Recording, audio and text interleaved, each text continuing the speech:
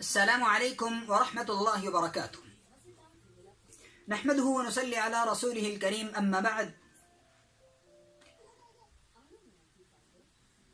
کتاب السنہ، سنت کی اہمیت و فضیلت، باب اتباع سنت رسول اللہ صلی اللہ علیہ وسلم، سنت رسول صلی اللہ علیہ وآلہ وسلم کی پیروی کا بیان۔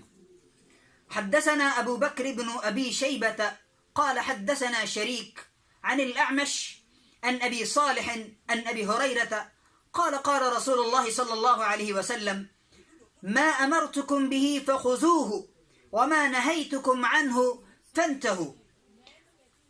حضرت ابو ہریرہ رضی اللہ تعالی عنہ سے روایت ہے، رسول اکرم صلی اللہ علیہ وآلہ وسلم نے فرمایا، جس کام کا میں تمہیں حکم سنا دوں اس پر عمل کرو، اور جس کام سے میں تمہیں روک دوں اس سے باز رہو۔ اس حدیث کے اندر جو مسائل ذکر کیے گئے ہیں، جو فوائد ذکر کیے گئے ہیں، وہ یہ ہیں۔ پہلے نمبر پر نبی کریم صلی اللہ علیہ وآلہ وسلم کے حکم کی تعمیل واجب ہے۔ قرآن مجید کی بہت ساری آیات سے یہی حکم ثابت ہوتا ہے کہ نبی کریم صلی اللہ علیہ وآلہ وسلم کے اتباع ہر مسلمان پر لازم و ملزوم ہے۔ اس حدیث میں جو دوسرا فائدہ ذکر کیا گیا ہے وہ یہ ہے کہ جس کام سے نبی کریم صلی اللہ علیہ وآلہ وسلم نے منع فرما دیا ہے، روک دیا ہے، اجتناب کرنے کا حکم دیا ہے، اس سے بچنا بہت زیادہ ضروری ہے۔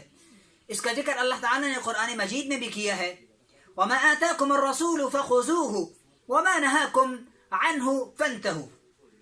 نبی کریم صلی اللہ علیہ وآلہ وسلم، اللہ کے رسول، جو کچھ تمہیں دے دیں وہ لے لو، اور جس کام سے تمہیں منع کر دیں، روک دیں، اجتناب کرنے کا، باز کرنے کا، باز رہنے کا حکم دے دیں، اس سے رکے رہو، اس سے باز رہو۔ اس حدیث مبارکہ میں جو تیسرا فائدہ ذکر کیا گیا ہے وہ یہ ہے کہ اس میں ایک ایسا اصول ذکر کیا گیا ہے جس سے ثابت ہوتا ہے کہ حکم دینا، یہ جو امر ہے، یہ وجوب کے لیے ہوتا ہے۔ لیکن ایک بات یہاں پر یہ بھی ہے کہ اگر قرائن موجود ہوں تو یہ پھر استحباب یا جواز کے لیے بھی ہو سکتا ہے۔ والسلام علیکم ورحمۃ اللہ وبرکاتہ۔